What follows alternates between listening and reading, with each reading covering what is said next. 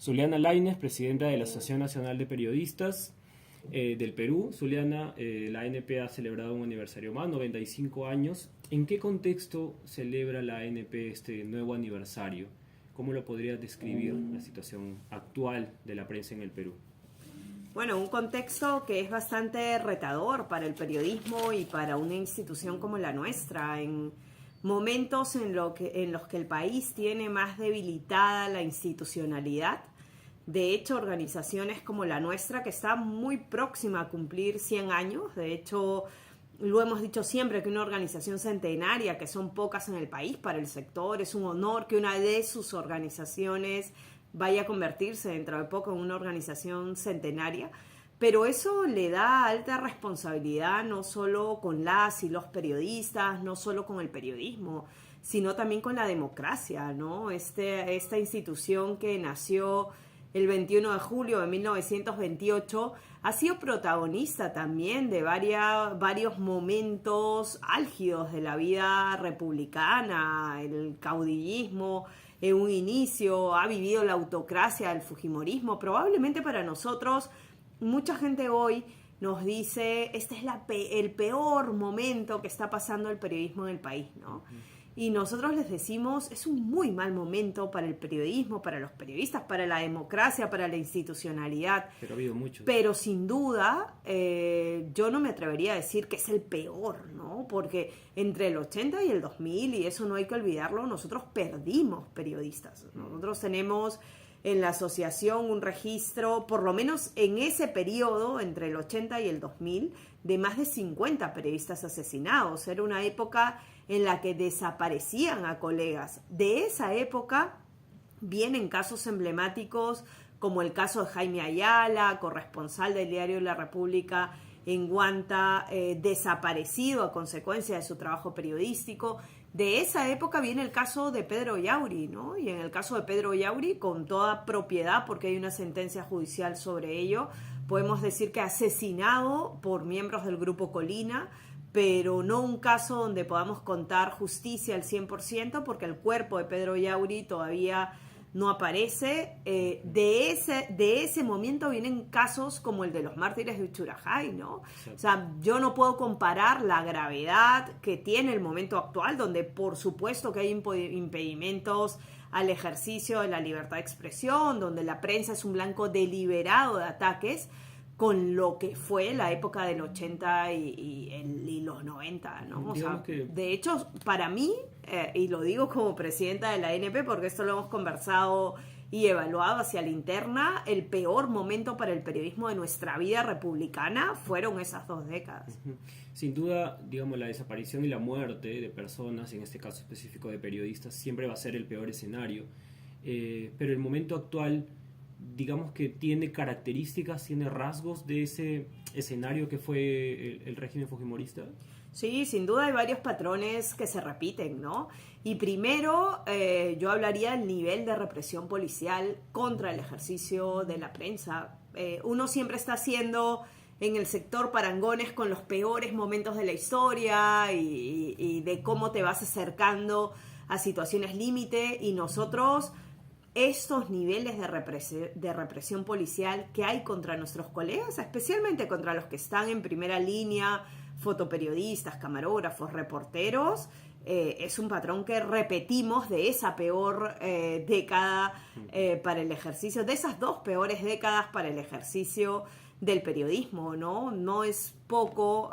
Yo hace algunas horas sostenía una reunión con la Comisión Interamericana de Derechos Humanos, que tiene una comisión de monitoreo y seguimiento justamente en este segundo ciclo de protestas en el país, y las cifras que nosotros tenemos registradas en temas no solo numéricas, sino de la gravedad del ataque producto de la represión policial es tremendo, ¿no? O sea, nosotros contabilizamos en el primer ciclo de protestas, que va desde el 7 de diciembre, por lo menos hasta la primera semana de abril, 183 casos de ataques a periodistas.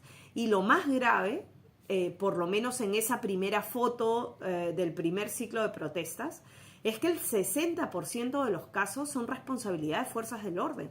o de ejército o de policía, en su mayoría efectivos policiales, es verdad, ¿no?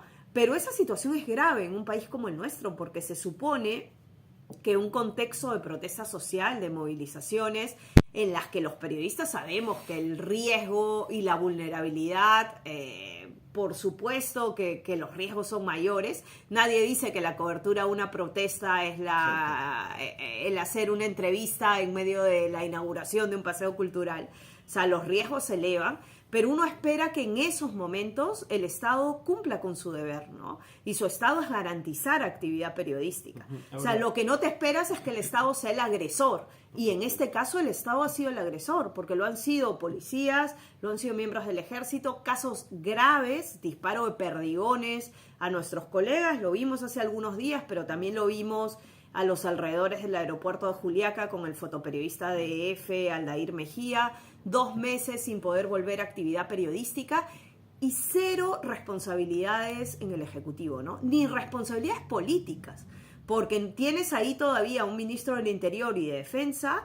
Sí, ya no digo que los hayan destituido, que es lo que hubiera tocado, o sea, o que los hubieran interpelado, que también es lo que le hubiera tocado al Congreso de la República. O sea, sin siquiera la salida blanca, ¿no? O sea, sin la posibilidad de que renuncien a esas carteras. Por eso, cuando a nosotros nos llaman en su momento desde el Ministerio del Interior, nos convocan para sentarnos a hablar de un protocolo para cobertura periodística, nosotros nos fuimos y dijimos que no podíamos sentarnos en la mesa con un ministerio que no era capaz ni sacar un tuit diciendo de que rechazaba los ataques a periodistas que venían de efectivos policiales. Claro, era un poco avalar, digamos, sentar en una misma mesa a agresores y a víctimas, sin que haya habido un proceso de justicia, de reparación, de responsabilidad por lo menos, y digamos, hacer como si nada hubiera pasado, ¿verdad? Sí, para blanquear una situación, ¿no? Porque este llamado viene fundamentalmente a raíz de los números que habíamos mostrado, ¿no? Era innegable de que efectivos policiales, ejército, eran de los principales agresores. Ojo, no estoy diciendo que no hayan agresiones de manifestantes, lógico, de gente que vandaliza la protesta, está en el pero reporte. el Estado es garante de exacto, pero además de no cumplir con su labor de garantizar la actividad periodística, un derecho fundamental que es derecho a la información en una protesta, era el principal agresor. Entonces, para nosotros no podíamos sentarnos a dialogar cuando sabíamos que lo que se quería era decir, mira, especialmente a la comunidad internacional, ¿no? Mira, nosotros hemos detectado que hay ese problema, pero ya tenemos una respuesta al problema, que es tener un protocolo para la cobertura de protestas. Y el protocolo, la ANP lo dijo de manera descarnada, era un mamarracho, ¿no? Porque lo que le quería decir al periodista era como si estuviéramos cubriendo un desastre natural. En este círculo, como si fuera un círculo antisismos, te paras tú, periodista, yo te garantizo tu seguridad si tú no te mueves de ese círculo, pero si sales de ahí ya no es mi responsabilidad. Eso no lo puede decir el Estado, porque el Estado tiene el deber de cautelar actividad periodística sin condicionamientos. No te puedo decir, tú te paras aquí, de aquí no te mueves, que ojo, ya lo han estado haciendo. O sea, nosotros hemos registrado casos en los que la policía les ha dicho a reporteros, pónganse aquí, porque si se ponen de aquí nosotros ya no nos responsabilizamos. En Juliaca mismo, con Radio La Decana, ¿no? Policías diciéndole a reporteros locales, además, ¿qué haces grabando aquí donde está la policía si la noticia está donde están los manifestantes? Claro. O sea, ¿desde cuándo un efectivo policial le tiene que decir a un periodista dónde está la noticia, ¿no? Zuliana, 183 casos de ataques. ¿Qué entendemos por ataques? ¿Solamente, digamos, el aspecto físico o puede entenderse también algún tipo de interferencia en la cobertura periodística, algún tipo de, quizás, intento de manipulación? ¿Hay también, se registra este tipo de aspectos editoriales o solamente nos referimos al tema de violencia física? No, de hecho tenemos una tipología amplia para registrar ataques. La mayoritaria ha sido violencia física, por supuesto, esos 183 casos. Pero, por ejemplo, nosotros también registramos estigmatización, ¿no? O sea, cuando alguien en el contexto de la protesta tiene un discurso estigmatizante, por ejemplo, probablemente encontrarás en ese reporte dichos de algunos políticos en medio de la protesta, prácticamente llamándole al periodismo y responsabilizándolo incluso de los asesinatos, ¿no? Nosotros recordamos mucho una declaración del señor Aníbal Torres, ya dejando de ser, en el contexto de protesta, ya no tenía responsabilidad en el sistema de gobierno de manera oficial, y dijo, llamó a un grupo de reporteros prensa asesina, ¿no? Y decía que los asesinatos que habían habido, la prensa era también cómplice, la gran prensa, de esos asesinatos, ¿no? Entonces ese tipo de estigmatización también está contenida en el registro, porque la estigmatización también aviva a que el periodismo se convierte en blanco muchas veces de quienes están también ejercitando legítimamente su derecho a la protesta, ¿no? La gente está muy enojada con el periodismo, tiene razones para estarlo. Nosotros hemos dicho con claridad, además desde la ANP, que hay que deslindar de determinadas prácticas, porque si no deslindamos y caemos en el falso corporativismo, también le hacemos daño a la actividad, y hemos sido claros en decir que las grandes corporaciones mediáticas no han hecho una autocrítica de lo que sucedió en campaña electoral y luego en los primeros meses del gobierno del señor Castillo, ¿no? O sea, nada cuesta decir, lo dijo la Comisión Interamericana de Derechos Humanos, que los medios de comunicación, especialmente de alcance nacional, no habían garantizado debate público, ¿no? Y no cuesta nada decir, oye, sí, hay cosas que corregir, no hemos cumplido con los principios básicos del periodismo, no hemos garantizado derecho a la información, porque yo no digo, tampoco tenemos una visión purista de que los medios no puedan tener líneas editoriales. Por supuesto que las pueden tener. Sincerarlas, además. Lo que les pedimos es que transparenten sus líneas, ¿no?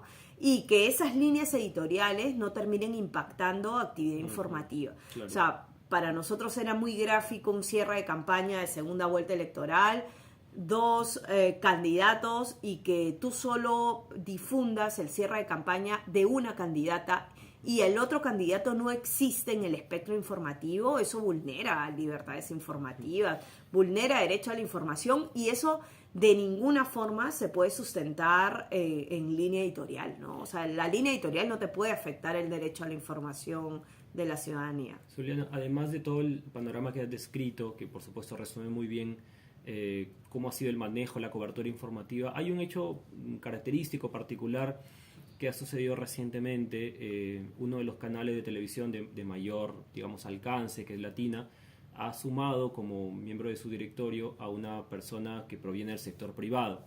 Nadie dice que está mal, pero por supuesto hay un conflicto de interés allí, porque hay directamente un banco, digamos, involucrado, de modo que el conflicto de interés es evidente.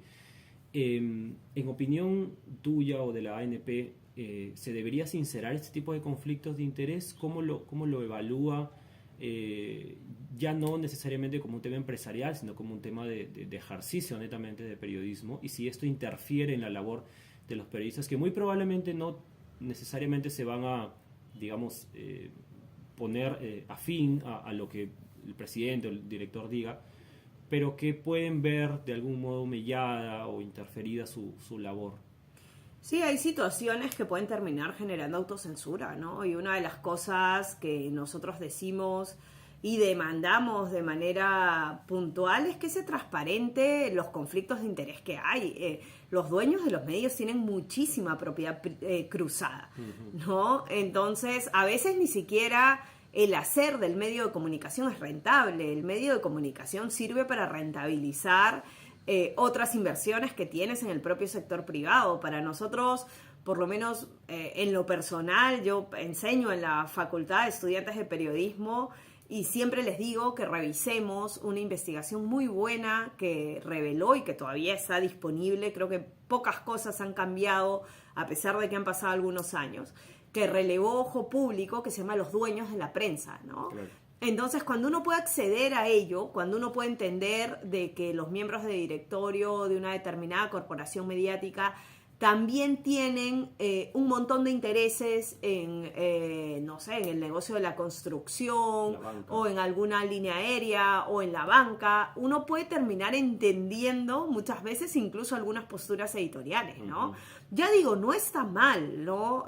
Son empresas privadas, toman sus decisiones a nivel de sus decisiones empresariales, pero deben transparentarlas, ¿no? O sea, creo que la audiencia merece saber. Y yo recuerdo mucho un grupo de medios en Argentina que alguna vez, frente a estos conflictos, que no son propios del Perú, de hecho son conflictos que atraviesan casi toda la región, una vez había una iniciativa, me acuerdo, creo que era la Asociación de Diarios de Argentina, que decía que ellos querían alentar un proyecto en la cual, si en un medio de comunicación tú estás hablando, por ejemplo, de corrupción en una empresa constructora o estás criticando a alguna medida del gobierno que afecte la banca, poner un pie de página que diga que entre los miembros de tu directorio tales personas tienen intereses en ese sector. Creo que nunca prosperó porque nunca lo vi concretado, por lo menos en los medios en Argentina. Pero la transparencia, ya digo, no hablo de un impedimento que la gente que está en el sector privado pueda ingresar a inyectar dinero, capital y demás, si es accionista de un medio privado o integrar un directorio en un medio privado. Creo que en lo público tenemos otro tipo de demandas y también hay un problema grave en lo público tal cual está configurado hoy. Pero en el caso de los medios privados sí hay que demandar transparencia, ¿no? Y si, como en este caso en Latina, entra la señora Aljovín, tiene una vinculación directa con banca, hay que contárselo a la audiencia, ¿no? Para entender si en algún momento esa afiliación personal termina teniendo alguna injerencia en los tipos de cobertura que tenga el medio de comunicación. Zuliana, dos aspectos finales para terminar, y ahora que mencionas justamente el sector público, ¿no? La televisión pública también ha pasado hace poco por un proceso de, digamos, desvinculación de periodistas que estaría muy relacionado con decisiones de parte del gobierno. No solamente te quiero preguntar por este hecho, que por supuesto es absolutamente cuestionable, criticable, sino además por la estructura. En algún momento mencionaste cómo está configurada la televisión pública, la radio pública en nuestro país, a diferencia de otros países donde sí es netamente pública, es decir, responde a una ciudadanía. En el Perú esto responde más al gobierno de turno, entonces eso mella también la labor periodística de los colegas del sector público, ¿no? Sí, sin duda con los medios públicos tenemos un problema gravísimo, ¿no? Y que no se va a solucionar de manera superficial. Los medios públicos en este país necesitan una reestructuración que garantice su independencia y su autonomía, ¿no? Y eso pasa primero por reconfigurar toda la composición del Instituto de Radio y Televisión del Perú. O sea, hoy, y no es un problema de este gobierno, por supuesto, todos los gobiernos, todos, han pensado de que TV Perú, Radio Nacional, Andina, no son medios de todos los peruanos y peruanos. Ellos asumen que son medios que tienen que estar al servicio del gobierno. Pero creo que no habíamos visto probablemente una decisión tan abiertamente confrontacional con los intereses públicos como el de nombrar presidenta del IRTP a la secretaria a quien le ha manejado los temas de imagen, a la señora Dina Boluarte en Palacio de Gobierno. Además, en un momento como el actual, ¿no? En el que la independencia, la autonomía están fundamentalmente en juego. ¿Cómo garantizas independencia editorial, más allá de los dichos, con alguien que viene directamente de manejar la imagen de la presidenta? ¿No? Entonces, nosotros hemos visto con sumo interés proyectos de ley como los que en su momento ha movido Hugo Coya y el Consejo de la Prensa Peruana, asumido por algunos legisladores, donde hablan de cambiar el sistema de elección del directorio del IRTP y asumir un concurso público, ¿no? Exacto. Y asumir un concurso público donde la independencia en la elección pueda estar garantizada. Mientras el IRTP dependa del Ministerio de Cultura, que es un ministerio con un carácter y un nivel de dependencia, es parte del Poder Ejecutivo, y en el que se toman decisiones netamente de carácter político, sí, que tienen que responder a la política pública, pero ya sabemos cómo se manejan esos asuntos en un país como el nuestro, donde la institucionalidad está debilitada. Mientras ese IRTP tenga que responder al Ministerio de Cultura, difícilmente vamos a poder garantizar independencia. Y hay que mirar un poquito más allá de la independencia, ¿no? Porque independencia y autonomía no son lo mismo. O sea, la independencia se enfoca en la independencia editorial, pero ¿cómo vamos a garantizar la autonomía económica también a los medios del Estado? Claro. Y ahí una de las cosas que no podemos dejar pasar cuando hablamos de medios públicos, porque parecería que solamente se restringe a la independencia del directorio, es la situación laboral de los colegas, ¿no? Este no es el primer momento en el que se les cancela tan fácilmente aquellas voces críticas dentro del canal, y lamentablemente la puerta abierta que tienen para estas vulneraciones es la modalidad de contratación que tienen los colegas. O sea, contrataciones que van por una orden de servicio. 2-3 meses. Te dejan la puerta abierta para que tú digas, mira, esta voz es crítica, yo la cancelo y no voy a decir que es un despido, porque lo que estoy haciendo es no renovarle la orden de servicio. Y hace poco que estuvimos en Abancay, ya lo peor fue escuchar a corresponsales de TV Perú diciéndonos que en los últimos meses las órdenes de servicio eran de 15 días. O sea, ¿cómo trabajas con tranquilidad sabiendo que tu orden de servicio se renueva cada 15 días? Claro, ¿no? Eso es inaceptable. Y más que el Estado te vulnere derechos laborales, sí, de esa forma. Lo otro, Zuliana, era también el tema de la llamada así prensa alternativa. Hace poco un congresista de Perú Libre presentó un proyecto de ley para declarar de interés general, pero que, digamos, en el futuro lo que se prevé es que esto pueda de algún modo también ser una especie de ejercicio periodístico paralelo al oficial, que es ahora mismo el IRTP, que es como además lo entendía en algún momento el expresidente Castillo. ¿Se ha malentendido el término prensa alternativa? ¿Cómo lo ves en este aspecto? Mira, lo primero que nosotros replicamos es siempre el término, ¿no? Yo estudié periodismo hace 20 años y estudiamos a la prensa alternativa ya en esa época, pero la prensa alternativa era aquella que marchaba en paralelo a los grandes intereses corporativos, ¿no? Era hasta un resorte saludable para el derecho a la información. Era, al contrario, la prensa que siempre estaba bastante ajena a tener el soporte económico. Muchas veces ubicamos en ese espectro la radio comunitaria, la radio educativa, ¿no?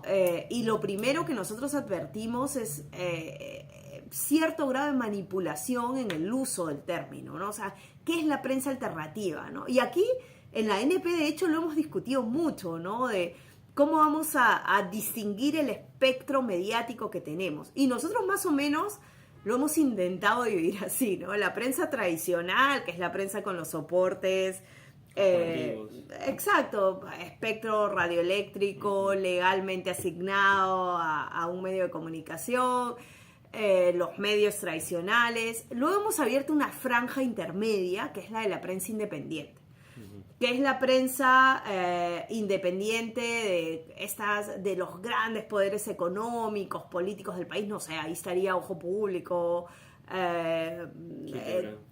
Hildebrand en sus 13, pero en medios regionales, no sé, Cosco Times, todos estos medios, El Búho, todos estos medios que han ido saliendo, afianzando esta línea de periodismo independiente, ¿no? O sea, que además respeta las consignas y los principios básicos del periodismo, ¿no? O sea, la independencia en el momento de hacer periodismo es importante, que esa línea entre periodismo y propaganda no se transgreda, ¿no?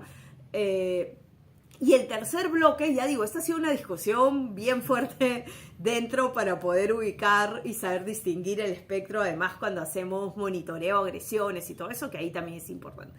Y el tercer bloque, de hecho, es esta prensa alternativa, entre comillas, que muchos llaman o llamaban, creo que también mal, la prensa alternativa de Castillo, pero que es una prensa en la que nosotros detectamos un espíritu bastante más propagandista, ¿no? Bastante y abiertamente más propagandista, en la que a veces si nosotros tenemos incluso que distinguir principios básicos del periodismo, el de sitúate, busca todas las versiones, sitúa... ya digo, no es que los medios no puedan tener una posición editorial, la pueden tener, pero periodismo y propaganda tienen sus diferencias, y para nosotros ese sector mediático es bastante más propagandista y se aleja bastante más de lo que es periodismo. Es quizás más ejercicio de la propaganda, legítima y válida, ojo, porque a nosotros también en algún momento nos intentan hacer abordar el tema de la prensa alternativa desde una postura cuasi de erradicarla del panorama mediático, y nosotros, por favor, ejercicio de la libertad de expresión, libertad de opinión y libertad de pensamiento, siempre que no transgredas, como se lo exigimos a todos los medios de comunicación, derechos fundamentales, bienvenida. Que es bueno que ese tipo de ejercicio, la libertad de expresión, de opinión, de pensamiento exista, por supuesto. Mientras más alternativas tengas en el escenario comunicativo, mejor. Pero para nosotros... de repente para el periodismo o para la opinión pública a lo mejor, que malentiende esto y ya asocia por generalización a toda la prensa que no... A ver, yo creo que el error está en llamarle periodismo, ¿no? Nosotros siempre decimos de que hacen un ejercicio comunicativo bastante más propagandístico que otra cosa. Que legítimamente puede existir, por supuesto, que está bien que exista, bien, mientras no transgreda, como tampoco lo pueden hacer las grandes corporaciones mediáticas, derechos fundamentales, el derecho al otro. Cuando o la prensa tradicional o la prensa, entre comillas, alternativa, transgreda límites, y lo hemos hecho, ojo, porque en el lado de la prensa tradicional muchas veces, si te guías por espectro, podrías ubicar a Willax, y Willax, por favor, hace incitación a la violencia, cae en temas delictivos que el Ministerio Público debería investigar si su labor es perseguir el delito. Si la prensa que hace más propaganda, la alternativa, también cayera en eso, en incitar a la violencia, también tendría que ser juzgada con la misma vara, ¿no? El tema es cuando yo tengo colegas que muchas veces están en la tradicional o en el bloque de la prensa independiente y te dice, bueno, pero lo que hacen no es periodismo, ¿no? Y creo que el error está ahí, en cuando asumimos que están haciendo periodismo. Están haciendo un ejercicio comunicativo que linda y es bastante cercano a la propaganda, que es legítimo, que es válido, pero creo que nos hace daño llamarlo periodismo, porque para nosotros, por lo menos, no cumple con los principios básicos que el periodismo tendría que cumplir. Zuliana, por último, hablando de libertad de expresión en general, ya no solamente, digamos, es un derecho fundamental en la prensa, pero que en general es de todo ciudadano, ¿no? Ahora que estamos a punto o celebrando ya casi fiestas patrias, ¿cómo evalúas el ejercicio de la libertad de expresión en general en nuestro país? Absolutamente debilitado, porque el ejercicio de la libertad de expresión es un ejercicio instrumental, ¿no? No solo te sirve para, o nos sirve a los periodistas, no es una propiedad de los periodistas. Probablemente nosotros lo ejercitemos con mucha mayor frecuencia para hacer efectivo nuestro trabajo, pero el derecho a la libertad de expresión es constitutivo del derecho a la protesta también, ¿no? Y en un contexto en el que probablemente el derecho más lesionado sea el derecho a la protesta, porque no es viable. Nosotros acabamos de venir de una actividad en el norte del país y que tengamos que sufrir 2 o 3 controles de identidad para entrar a Lima. Es atentatorio al derecho a la protesta. Este país tiene el libre tránsito como un derecho fundamental. ¿Por qué alrededor de la convocatoria a una protesta ciudadana los ciudadanos tenemos que estar sometidos a un control de identidad sin que haya una causa válida que lo justifique, ¿no? De hecho, hemos visto casos como, incluso hace algunos días, de la congresista de la República, Ruth Luque, que le hacen cuestión de Estado por llevar un polo que diga que no matarás con balas. A ver, ni con hambre ni con balas, ¿no? O sea, ¿cómo puedo ejercitar mi derecho a la libertad de expresión en un país donde ya ni siquiera puedo llevar un polo o traer unos volantes? Porque hemos visto personas que han sido detenidas por traer volantes llamando a la protesta, ¿no? O sea, el derecho a la libertad de expresión es el nervio, el derecho a la protesta, y si estamos en un momento en el que el derecho a la protesta es uno de los derechos fundamentales más vulnerados, hay una afectación terrible al derecho a la libertad de expresión, porque el derecho a la libertad de expresión no es propiedad de los periodistas, es de ejercicio de cualquier ciudadano y ciudadana, y es uno de los que está siendo más afectados en el contexto de crisis y protesta social. Por último, Zuliana, ¿cómo crees que vamos a celebrar fiestas patrias? Primero creo que vamos a vivir las fiestas patrias con poco ánimo de celebración, ¿no? Creo que no podemos celebrarlas en un país donde tenemos casi 60 muertos sin que hayan resultados efectivos todavía de la fiscalía. Sí, hay investigaciones en curso, pero no, ya sabemos cómo terminan muchas de esas investigaciones. Por eso es de que cuando se abren investigaciones, varios dicen, ay, ya se está investigando, sí, pero lo que importa es ver cómo concluyen, porque la mayoría de esas investigaciones, y lo hemos visto en el 14N, donde ya hubieron 2 peruanos asesinados en el contexto de protesta, hasta ahora, desde el 14 de noviembre del 2020, estamos hablando de julio del 2023, y no tenemos responsables por el asesinato de Inti y Brian, ¿no? Claro. Entonces, ¿qué va a pasar con las investigaciones en fiscalía hoy? O sea, ¿a qué puerto van a llegar? En ese contexto hay poco que celebrar porque hay violaciones evidentes. No lo decimos ni siquiera nosotros, lo dice la Comisión Interamericana, lo ha hecho Amnistía Internacional, Human Rights Watch. En este país hay violaciones a los derechos humanos y creo que más bien las fiestas patrias deberían ser oportunidad para que el sentido de patriotismo justamente se evidencie en defensa a los derechos humanos y un reclamo efectivo al haberse producido violaciones evidentes en los últimos meses. Creo que van a ser unas fiestas que, a pesar que la narrativa oficial del gobierno quiera hacer notar que no pasa nada y que los peores momentos de la turbulencia en calle ya pasaron, creo que van a ser unas fiestas en las que el Perú siga estando movilizado y que en ese sentido ese ejercicio del derecho a la protesta es lo que le va a dar sentido a la peruanidad, ¿no? No podemos tener fiestas en un escenario donde no hay responsables, ni siquiera políticos, porque reitero, el ministro del Interior y el de Defensa siguen estando al frente. Ya no voy más arriba, no voy a Otárola, no voy a Dina Boluarte, pido lo mínimo, o sea, las carteras responsables políticas en este contexto siguen ahí, ¿no? Como si nada hubiera pasado. No puede haber fiestas en medio de muertes, ¿no? No.